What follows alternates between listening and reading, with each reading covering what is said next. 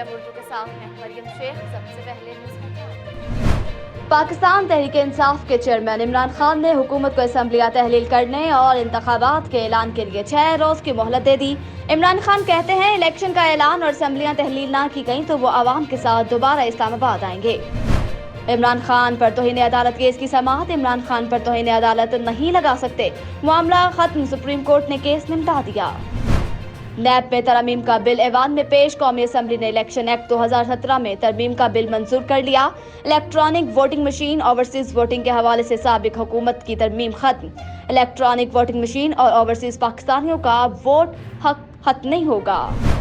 جہلم میں سابق وفاقی وزیر فواد چودھری اور اس کے بھائی فراز چودھری سمیت 200 نامعلوم افراد پر مقدمہ درج۔ مقدمے میں اشتعال انگیزی، دھمکیاں، دفعہ 144 کی ورزی کی دفعات شامل۔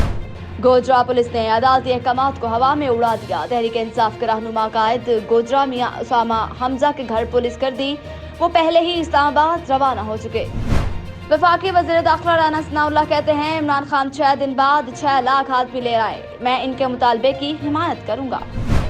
عمر کوٹ میں پاکستان تحریک انصاف کے دھرنے پر پولیس کی جانب سے لاٹھی چارج اور آنسو گیس کی شیلنگ۔ سابقہ MN نے PTI اقلال مہلی کی اپیل پر عمر کوٹ شہر میں مکمل شٹر بند ہڑتال کی۔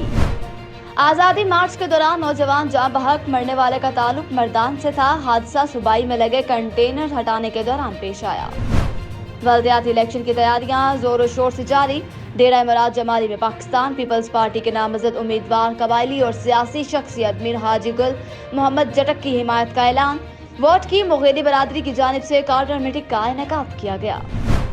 وفاقی وزیر اطلاعات مریم اورنگزیب کہتی ہیں عوام نے آج ان کو مسترد کر دیا، مہلت ان کو عوام نے دی ہے۔ ناکام سیاست کے ماتم کا اعلان کر کے عمران خان روانہ ہوئے۔ کراچی نمائش چرنگی پر PTI کا دھرنا 12 گھنٹوں کے بعد ختم۔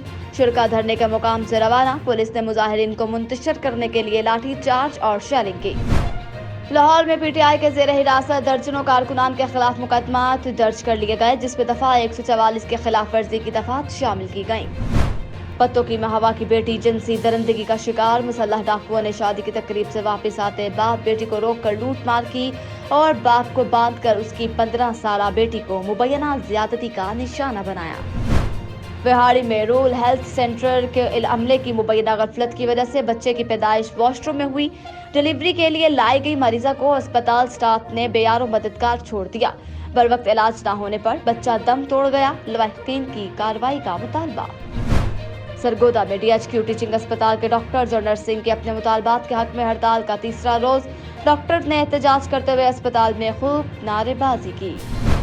مدجئی میں ٹریفک حادثے میں باپ جاں بحق جبکہ بیٹا زخمی ہو گیا۔ حادثہ لاڑکانہ سکھر روڈ پر پتھروں سے بھری کھڑی ٹریکٹر ٹرالی سے کار ٹکرانے کے باعث پیش آیا۔ پولیس نے جاں بحق اور زخمی کو اسپتال منتقل کر دیا۔ ہارون آباد میں چوری ڈکیتوں کا سلسلہ بدستور جاری، عوام پریشان۔ 2 مختلف واقعات میں نامعلوم مسلح ڈاکو شہریوں سے 13,27,000 روپے نقدی، 10 تولے طلائی زیورات اور قیمتی موبائل فونز لوٹ کر فرار ہو گئے۔